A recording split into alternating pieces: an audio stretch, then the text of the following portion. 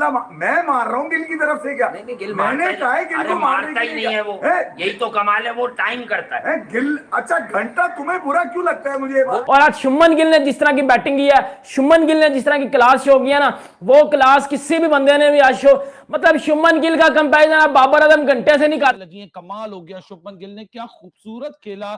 जब कोई और रोहित के बल्ले से वो रन नहीं या विराट के बल्ले से वो रन नहीं, तो शुभमन गिल ने बोला भैया आप मेरे ऊपर छोड़िए। घंटा बजा दिया गिल ने, घंटा बजा दिया। was playing superbly well, लेकिन रिकग्नाइज बैट्समैन तो गिल ही था ना। लेकिन शुभमन गिल ने आज रन किए हैं, इंडिया को जरूरत थी। शुभमन गिल ने आज रन किए हैं, जहां कोई नहीं चला वहां गिल चला। और कहते ना ये गिल का मामला है, उसने पकड़ के घुसा दिया, डंडा दे दिया अंदर इंग्लैंड के अंदर डंडा दे दिया। लेकिन बड़ी इंटेलिजेंट इनिंग खेली शुभमन गिल ने, इसलिए मैंने पिछली इनिंग्स में भी कहा था, बार बार कहा था, आप लोग हर दफा पूछ रहे थे शुभमन गिल, मैंने कहा he is a good enough batter, he is a capable batter. अफसोस हो रहा है कि अगर रन्स नहीं आ रहे पिछली 10-12 इनिंग्स के अंदर, तो वो अपने टैलेंट के साथ जस्टिस नहीं कर रहा, अपनी सिलेक्शन को जस्टिफाई नहीं कर रहा। लेकिन ऐसे भाई प्रिंस इसको प्रिंस का नाम इसलिए दिया गया, वाकई में ये बंदा शहजादा है भाई, और इसने इस साल में लाजवाब खेला है। तो स्वागत है स्पोर्ट मीडिया रिएक्शन के एक नए वीडियो में। दोस्तों जैसा कि आप जानते हैं कि इंडिया और इंग्लैंड का दूसरा टेस्ट मैच खेला जा रहा था, जिसमें इंडिया की तरफ से शुभमन गिल ने क्या धुआंधार पारी खेलकर 104 रन की पारी खेली। और दोस्तों आपको बता दें वहीं पर उनकी साथ देते हुए अक्षर पटेल ने क्या शानदार पारी खेली है, उन्होंने भी 45 रन जड़ा।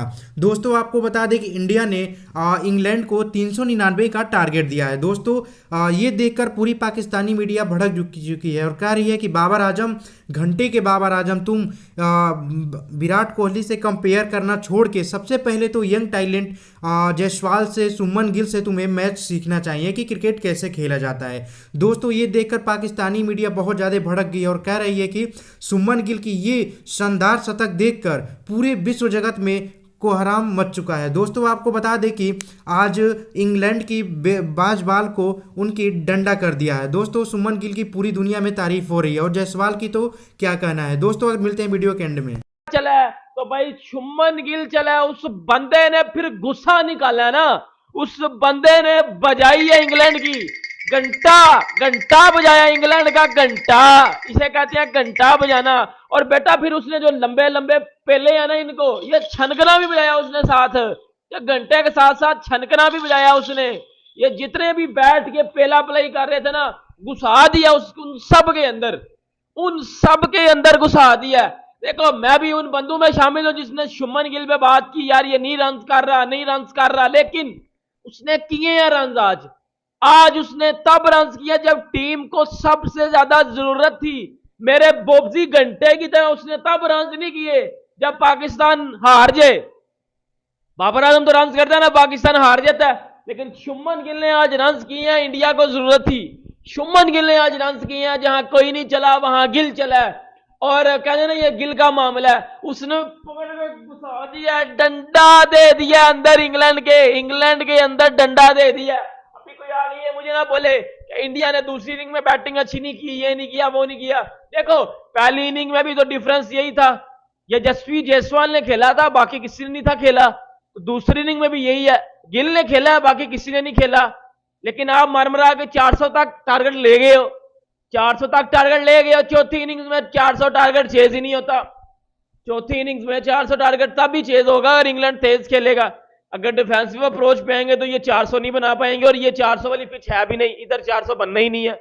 ये दो बार प्रॉब्लम हो गई और अर्ली ऑन शुभमन गिल को बड़ी प्रॉब्लम भी हुई, लेकिन बड़ी इंटेलिजेंट इनिंग खेली शुभमन गिल ने, इसलिए मैंने पिछली इनिंग्स में भी कहा था, बार बार कहा था, आप लोग हर दफा पूछ रहे थे शुभमन गिल, मैंने कहा he is a good enough batter, he is a capable batter. अफसोस हो रहा है कि अगर रन्स नहीं आ रहे पिछली 10-12 इनिंग्स के अंदर, तो वो अपने टैलेंट के साथ जस्टिस नहीं कर रहा, अपनी सिलेक्शन को जस्टिफाई नहीं कर रहा। लेकिन ऐसा नहीं है कि ना उस लड़के के पास टैलेंट है ना उस लड़के के पास स्किल है, उसके पास टैलेंट भी है, उसके पास स्किल भी मौजूद है। लेकिन कभी कभार जब आप अर्ली अपनी करियर के फेज के अंदर होते हैं, आपका जो फोकस होता है वो डिटोरिएट हो जाता है। लेकिन well done on Shubman Gill ने जिस तरह अपनी ही डीमन से यहां फाइट की, पहले बिल्ड किया, पहले सरवाइव किया, फिर उसके बाद बिल्ड किया, फिर उसके बाद डोमिनेट किया। अनलकी हो गया 104 के ऊपर उसका विकेट चला गया, लेकिन how he was stroking the shots when he actually got the confidence, he would have played a big innings here. लेकिन अनफॉर्चुनेट हुआ, लेकिन ये 100 रन बहुत इंपॉर्टेंट थे शुभमन गिल के लिए भी और इंडिया के लिए भी, क्योंकि इंडिया को भी स्पॉट ऑफ बॉलर हो चुका था। जिमी एंडरसन ने आज एक दफा फिर बताया कि भाई साहब I am still good enough bowler, इस उम्र में भी I am still very competitive. Red ball format के अंदर मैं एक ही फॉर्मेट खेलता हूं, तो यहां मेरा बड़ा कमांड है। इंडिया 370 पे इस वक्त खड़ा हुआ है। इंडिया को मेरी, देखें बहुत सारे लोग बोलेंगे जी 400 पे सेव है, और हो सकता है 400 पे सेव हो जाए, there are no two doubts about that. लेकिन मैं जिस तरह अपनी क्रिकेट को समझता हूं, या मैं जिस तरह क्रिकेट को देखता हूं, मैं हमेशा साइकोलॉजिकल फैक्टर की बात करता हूं। Psychological factor red ball cricket के अंदर बहुत जरूरी होता है, क्योंकि देखें आप, क्रिकेट इतना खूबसूरत खेल है कि इसमें जो अनसर्टेनिटी का फैक्टर है आप उसको कभी भी रूल आउट नहीं कर सकते। और ये सबक हमें पहले टेस्ट से भी मिला था कि 190 रन लेने के बाद भी बावजूद वो इंडिया गेम हारा, एक अनबिलीवेबल गेम हारा। और वो किसके चलते हारा? Unbelievable uncertainty of this game, जो कि was playing superbly well, लेकिन रिकग्नाइज बैट्समैन तो गिल ही था ना। तो भाई जब 97 रन ऐड करके अगर 2 विकेटें गिर भी गई हैं, ये लास्ट पे एंड पे बिल्कुल at the stroke of T अक्षर भी आउट हो गया। और भरत आप बिल्कुल सही देखें, आप अगर इतना बॉक डाउन होंगे, इतना पीछे घुसेंगे, वो एक बाउंड्री भरत ने मारी थी, तो अभी अश्विन तो 1 रन पे घेर रहा है, तो बहुत बॉक डाउन है रिजवान हैदर साहब, इतना शेल में जाएगा, आउट तो नहीं है भाई। थोड़ा 4 विकेटें अभी तुम्हारी रहती हैं, अगर आप 4 विकेटों में 40 रन भी ऐड कर लें, 40 रन, तो Rizwan Haider sahab, Ashwin is no back with the bat, Bharat is a special wicket keeper यार, फॉर हेवन सेक्स।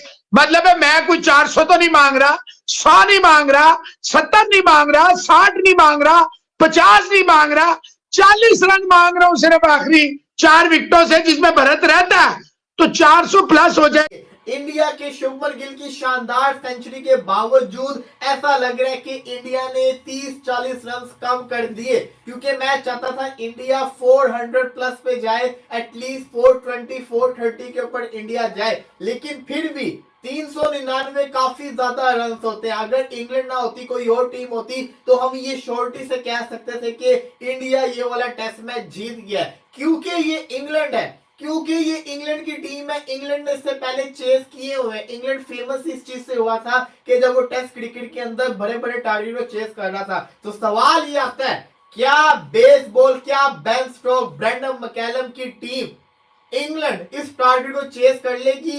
अब ये बहुत बड़ा इम्तिहान है, और असल इम्तिहान शुरू होगा इंडियन बॉलर का, क्योंकि जो बल्लेबाजों ने करना था वो कर लिया।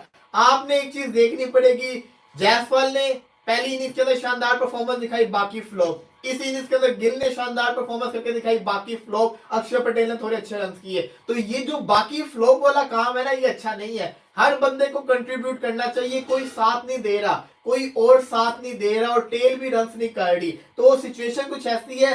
वैसे देखा जाए, दोबारा कहूंगा, इंडिया का टारगेट बड़ा अच्छा है, 399 बड़े ज्यादा रन हैं, ये जो सब कहते हैं कोई कम रन नहीं है। लेकिन सवाल ये आता है कि सामने वाली टीम है इंग्लैंड, द माइटी इंग्लैंड, जो कि फेमस है चेस के लिए।